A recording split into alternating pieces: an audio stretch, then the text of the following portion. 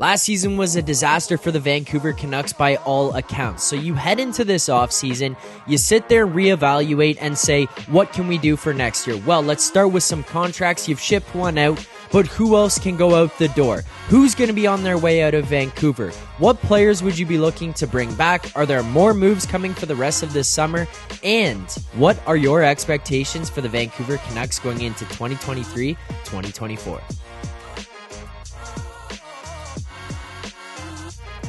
The NHL draft and free agency passing us by now. It's time we take a look into the Vancouver Canucks, their cap situation, how they're going to fill out the remainder of their roster, what they might be looking to add, what they might be looking to move out. No one better to help us do that than So Money Sports here, as you can find them on Twitter at So Money Sports. And So Money, are you part of the wave here heading on over to Thread now? Is that what's going on? I just signed up. I went through it. I couldn't figure it out. I said, screw this. I just put it down. Like I didn't get it. Like there was stuff showing up from people that I first of all, I couldn't figure out how to follow people or like how to look for people. And then there's like stuff on my feed or my, like whatever you call it, and my threads, I guess. And like I couldn't, there was like, all this stuff from people that I don't even know. So I was like, I can't do this right now. And I just shut it off. All right, fair enough. Well, not here to talk about Threads today, but we are here to talk about salary caps and the Vancouver Canucks. So before we get into what they need to do in next season and how they're going to finish out the rest of the summer to get themselves ready to do so, what those goals would be, we'll start at the very beginning here because this kind of sets the tone for what's happened so far this summer and what will happen for the remainder of the summer. But last season for the Vancouver Canucks, 2022-2023, what were your expectations of the team in terms of what did you want them to be doing? What kind of season were you looking for them to have? And then how did the season play out relative to expectations there for you?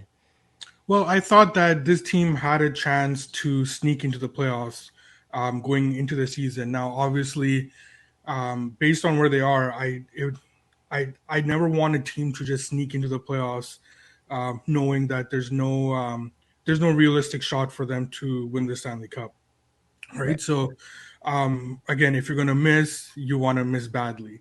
But what ended up happening with this team is that they obviously started off poorly, and it was a historically bad penalty kill. It was probably one of the worst defensive performances in recent memory from the Canucks' perspective.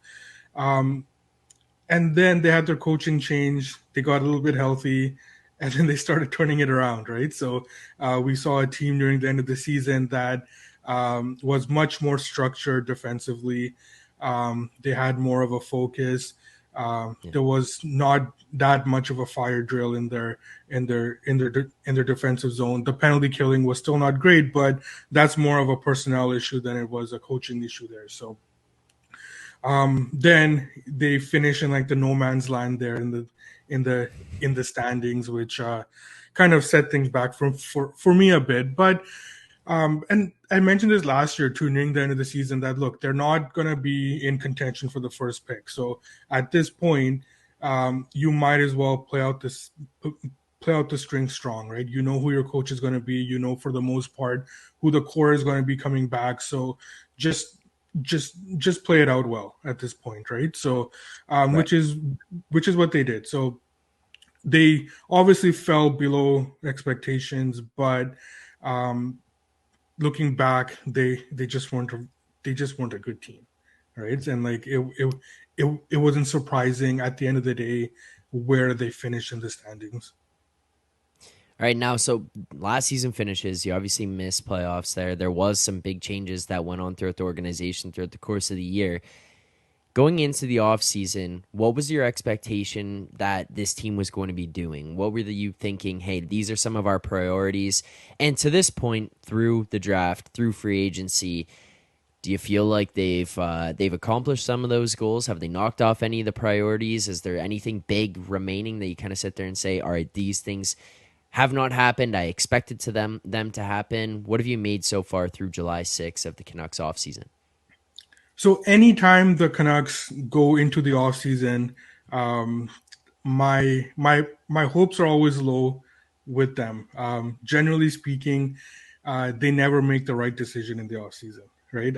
Whenever the first day of free agency comes around, I was always saying that someone take the phone away from Jim Benning because he's going to do something stupid, right?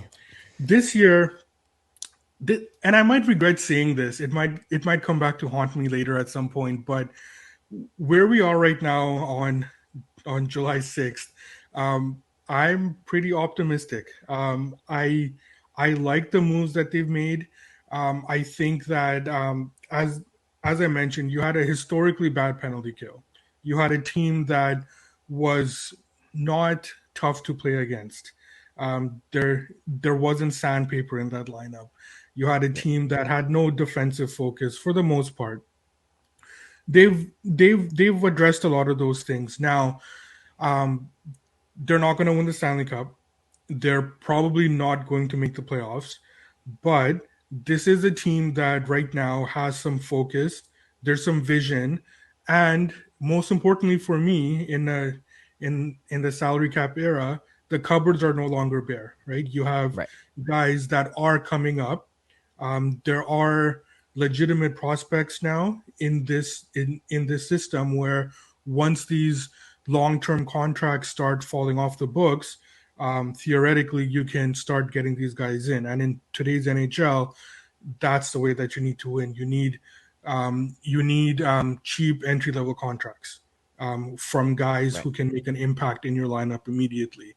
And I do see that in the next 2 to 3 to 4 years for the Canucks. So I'm cautiously optimistic, and I'm also ready to just get my heart torn out as well.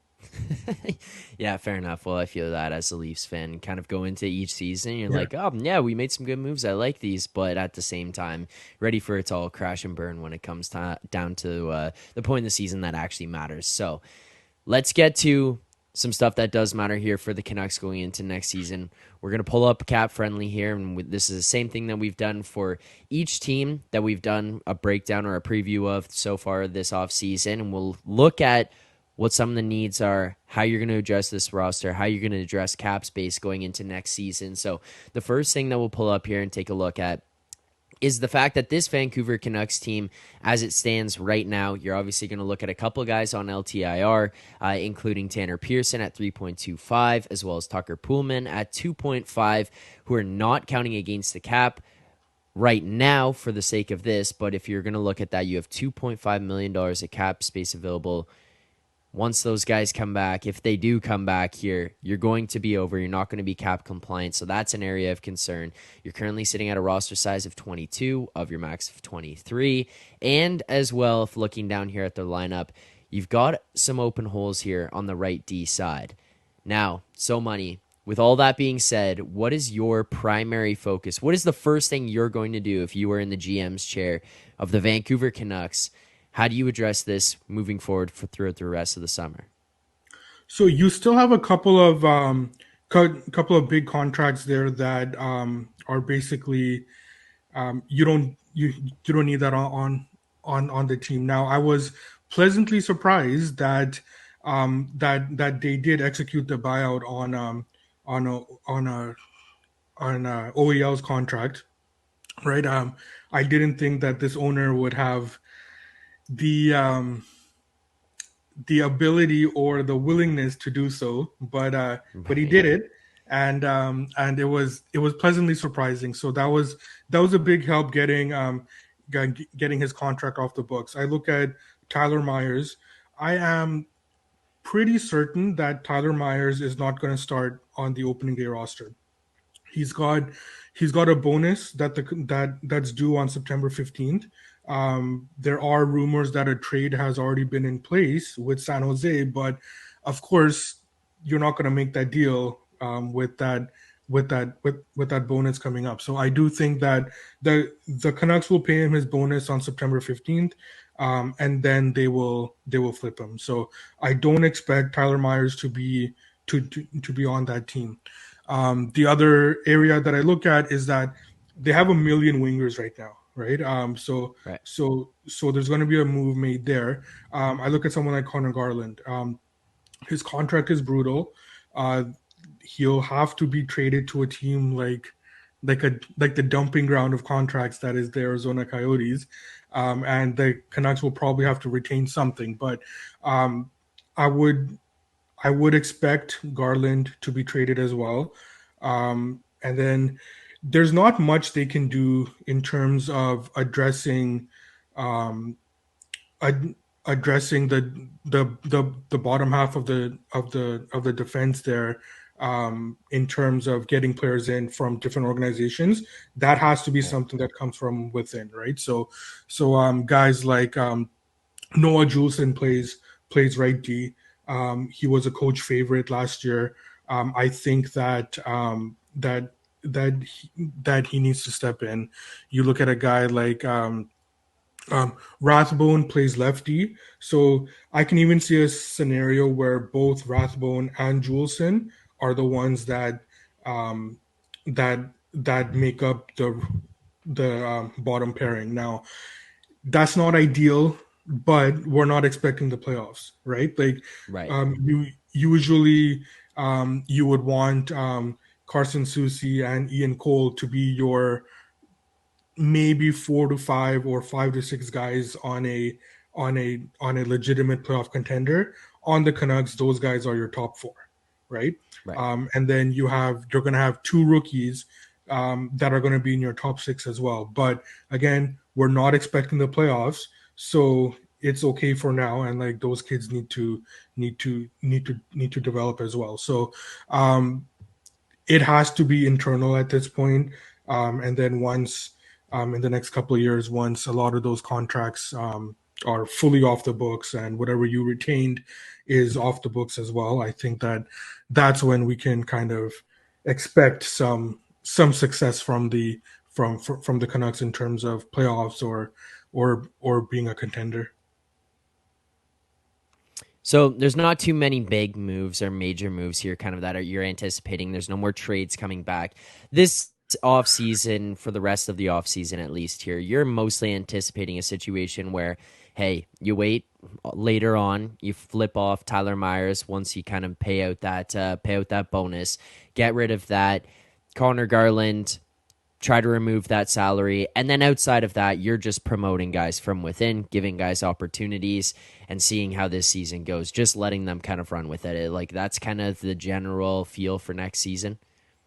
Yeah, and another move I can see is that if they take one of their wingers and try to get like a like a depth defenseman or something, right? Like I find it really difficult to enter a season with both Rathbone and Juleson expected to take the step into your top six, right? So Right. I can see a situation where if they are able to move Garland, that they might have some room to pick up a veteran depth defenseman. So I can see that move, but yeah, other than that, I think that everything has to be from within at this point. Did you hear something that might be getting you excited about betting on the NHL next season? Maybe you want to get into the futures markets, whether it be conferences or divisions, or you're looking to bet on the Stanley Cup. Well, Pinnacle Sportsbook is the place to do it because Pinnacle is the world's sharpest sportsbook. You can find out what professional bettors have known for decades. Pinnacle is where the best bettors play. You must be 19 plus and in Ontario, not available to customers in the US. So thank you to our sponsor over at Pinnacle. Make sure to go and sign up there. It is the world's sharpest sportsbook. Let's say you move these guys up. You kind of get into a situation here where you're going to have Thatcher Demko, you're going to have Spencer Martin, so you're running back, very similar goalie tandem. The team's looking and feeling very similar. There's been a lot of different discussions around the team kind of in the past season where it was, hey, Brock Besser, could he be on the move? JT Miller, would they have to trade them? You look at a guy like JT Miller, he's got 7 years remaining here at $8 million. It's not necessarily like the easiest contract in the world to move if that were to be the case. How do you kind of anticipate this next season going? I mean, you look at, yeah, the goal is not here necessarily playoffs or Stanley Cup. It's nice if you get there, but it's more about a development season and letting these kids run with it, shed some cap moving forward. But with some of these names out there, potential trade pieces, How do you kind of picture this season? What do you determine to be a success this year? Well, the bar is set so low for me in terms of what is a successful season. I think that what would be a successful season for me, there's two elements, right? So off the ice, if they don't um, if they don't have any more long-term contracts that don't make any sense, right? That would be the first thing for me off the ice, which it looks like that this regime kind of has a grasp and an understanding of how to operate a team in the salary cap era. So again, I am optimistic there that off the ice, um, that the team is headed in the right direction. What is successful on the ice? Um, we're, if we can sneak into the playoffs, this is the only situation where I'm actually okay with the team sneaking into the playoffs because um, if the Canucks are able to sneak into the playoffs, what that means is that their young guys developed, their top end guys played up to expectations, and Right. Thatcher Demko was outstanding. I want those things to happen 2, 3 years from now, anyways. So if those things are happening right now and this team sneaks into the playoffs, I'm okay with that. Where I don't want a team sneaking into the playoffs is when they're horrible and the rest of the teams around them are horrible and Right. everybody's just stuck in this no man land situation. Somebody has to get that 8th seed. That is when I don't want a team sneaking into the playoffs. So, a successful season for me would be the Canucks getting into the playoffs. But realistically, as long as I see development in terms of we're not running around in the defense, the Canucks are not running around in the defensive zone. It's just tougher to play against them. Um, we see guys developing. That would be a successful season for me, and hopefully guys like Patterson, and Hughes, they can stay happy for the next couple of years. They can see the direction and the trajectory of this team, um, and then we can get Patterson's contract taken care of too here in the next couple of years. There is also a couple contracts here that I did not bring up yet. You look at a couple of RFAs with this team. Just curious your thoughts on projections, maybe what you might get out of them or what you might be looking to sign them for. Niels Hoglander, RFA, Vitaly Kravtsov, RFA right now. Do you anticipate the Canucks bringing both these guys back? And if you do, what is the term and AAV on these contracts? Kravtsov won't be back. I'm pretty sure he's already committed overseas, so he's not going to be back. Hoglander really fell out of favor. He came into the league. He was a Boudreaux favorite, fan favorite as well, but he he really fell out of favor. So um, I don't know at this point on the starting roster if there's room for him, unless if he has a outstanding camp. Because the thing with him is that a guy like Hollander, there's no point starting him on the third or fourth line, right? Actually, I shouldn't say that. The third line is probably okay, but he's still behind on the depth chart there. So um, he's not effective on the fourth line. So if he's not able to crack the top nine, he's not going to be on the opening day roster, right? And Right. it's unfortunate because he's a guy that started off well, but he needs to shore up his defensive game, and he needs to be like a lot of the Canucks forwards we've seen the last couple of years. He needs to be tougher to play against as well, right? So if he can take the next step, great.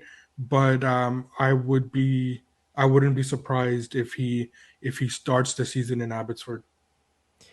All right. Well, so Money, thank you for taking the time to do this. I appreciate it. We'll continue to track the off-season progress here, and don't worry. I know you said you throwing that out there about the Canucks earlier, and we'll see. You don't want it to come back and bite you, but yes, we're gonna have the clip of that, and hopefully people in the comments remember. So we'll make sure to hold on to that one throughout the season. We'll only play it a few times depending on how the year goes. But thanks Yeah. so much for doing this. Greatly appreciate it. Enjoy the rest of your summer. So Money. Awesome. Thank you, Zach.